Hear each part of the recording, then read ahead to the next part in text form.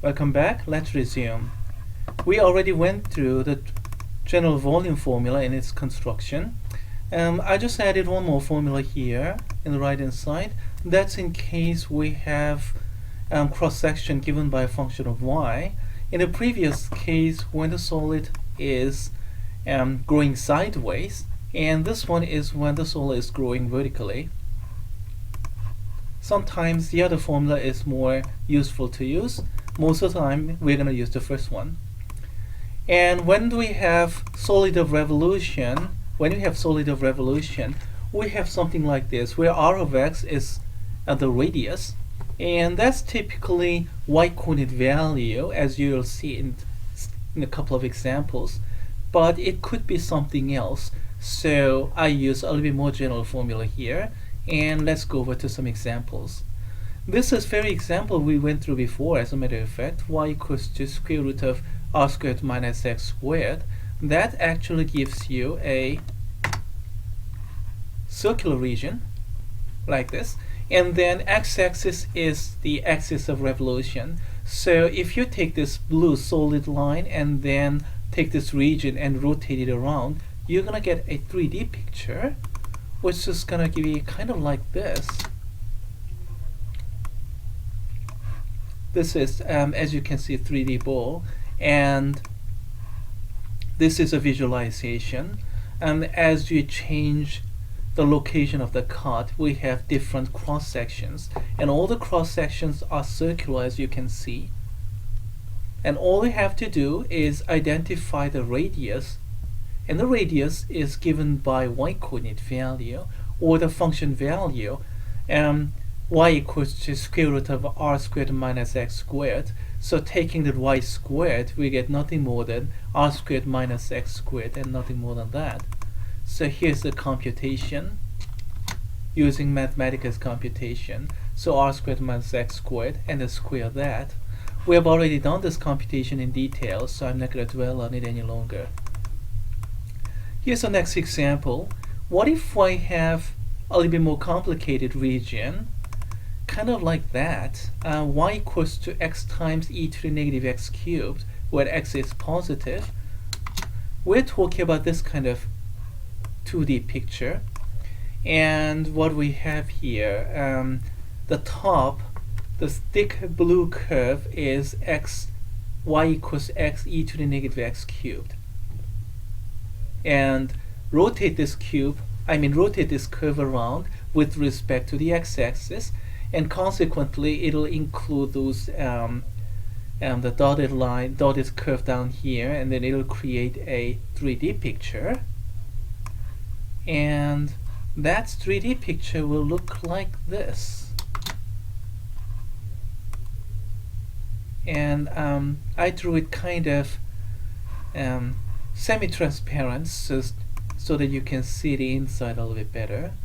And as we move around the x value, you see the changing cross section, and this is given by solid of revolution, so the cross section is always circular. And please note that the radius of each cross sectional circle is the y-coordinate, or in this case y equals to x e to the negative x to the cubic power. Okay, we went through the visualizations, so let's move on to the computation. In this notebook, I put only computation using Mathematica, so you have the answer here. Well, we have plenty of time, so let's do the computation manually. So a of x is, as usual, pi times radius squared, isn't it? Radius is given by y-coordinate value, so that has to be squared.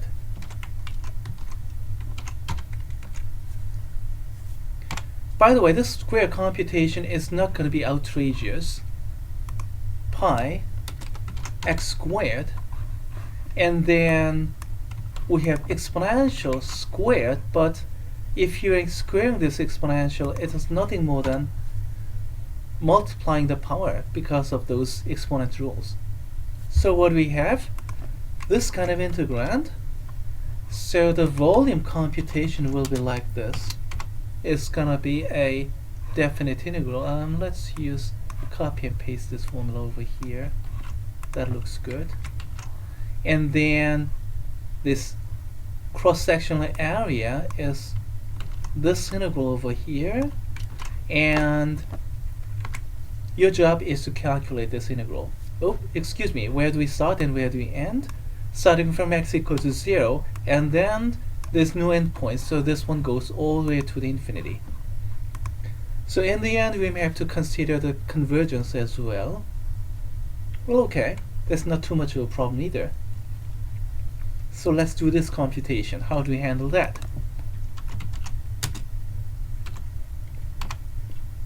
U equals to, usually inside of the exponential,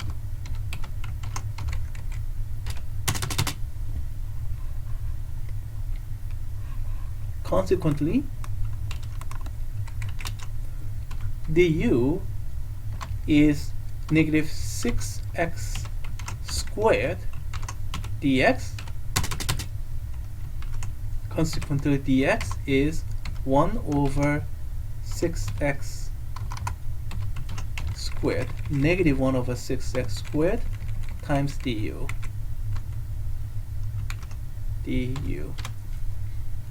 Are we ready to plug everything in? Actually, not just yet.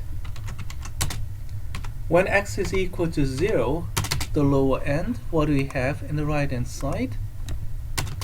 U is equal to negative 2 times 0 times 0 cube, isn't it? So that's 0.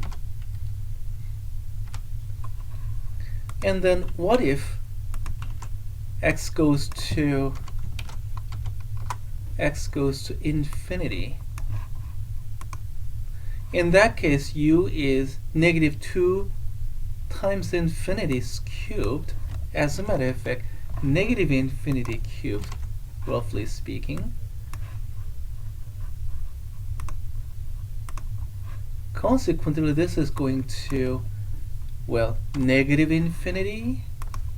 Is that right? Yes, that's what we're gonna get. Let's align this a little bit just for looks. Consequently, we're gonna have this integral computation. V is equal to, u is going from 0 to negative infinity, pi x squared exponential, that's substituted to u, and dx is substituted to this quantity over here,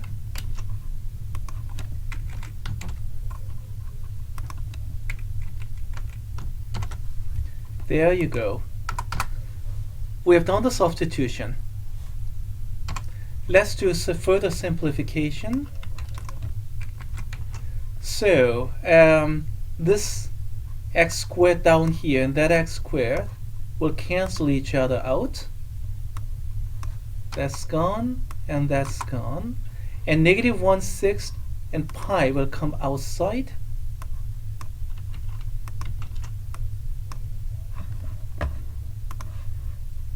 And we'll have just e to the u power. Let's resume computation. Antiderivative of u, e to the u power, is just e to the u power. And I'm plugging in, u is going to 0 and u is going to negative infinity. By fundamental theorem of calculus, we'll have to plug in the top first and then plug in the bottom next and then subtract one from the other. And this is what we're going to get. E to the negative infinity power, which is actually 0, but let's just write it for expression's sake, minus, and then e to the 0th power. And what is e to the 0 power? That's 1. What is e to the negative infinity power? That's 0. So you get pi over 6 times 1. And let me just take one more step. There's sufficient space here. So this is 0 and this is 1. Consequently, we have the volume pi over 6. Does it fit with our computation here with Mathematica? Yes, it does. We are supposed to get pi over 6. And let's go back to this 2D picture. This is where we started, and we rotated this curve around, consequently getting this kind of 3D picture with cross sections like these. And our idea was to get the radius of this cross section y as a function of x, which is given in the problem, x times e to the negative x cubed, and then apply that to this volume formula for coin method. Radius is y, so y squared. And then after that, it was a computation. This computation required integration by substitution. I'll call this problem rather comprehensive because it combined a lot of things. And one more review on integration by substitution from Calculus 1 probably wouldn't have hurt. So here we go. Now let's go over to a problem that you'll have to use a second formula down here. This time you'll have to take the rotation with respect to an axis that is standing vertically. And here's the situation here. And axis of rotation is given as a vertical line, x equals -1. The graph is given as y equals x squared, and from 0 to 2, x is 0 to 2. So we have this thick blue curve on the right hand side of this shaded region, and rotated with respect to this vertical line, then you're going to get a picture, 3D picture, like this. Kind of like this. We have x, y, and z. We have this coordinate axis here. However, this axis of rotation is not coordinate axis. It's coming from a vertical line, so that rotation is a little bit, a rotation is not around the origin. And you can do similar animation as before, and as you can see that the radius of this cross section is changing. Now, what is the radius of the cross section? That's the distance from this axis of revolution and then the starting curve. Let's stop this and let's go back to the 2D picture. And that radius is not y-coded, not even x-coded. That's just a distance from this black solid line to this thick blue curve in horizontal direction. So the difference of the x-coordinate values will be the radius. What am I talking about? The radius here is given by a function of y. And what's that radius? Y is running from 0 to 4 in this case, and radius is the difference of x-coordinate value. So difference of x-coordinate value, so written in terms of function of y, so that's going to be square root of y, and then minus of -1.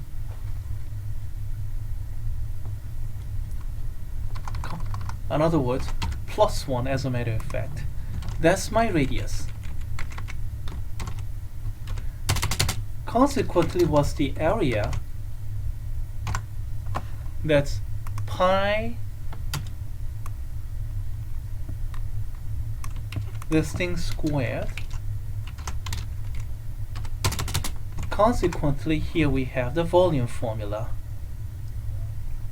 Area inside. Please note that y is moving from 0 to 4. X was going from 0 to 2, but y is going from 0 to 4. Calculating this is easy and left to the students.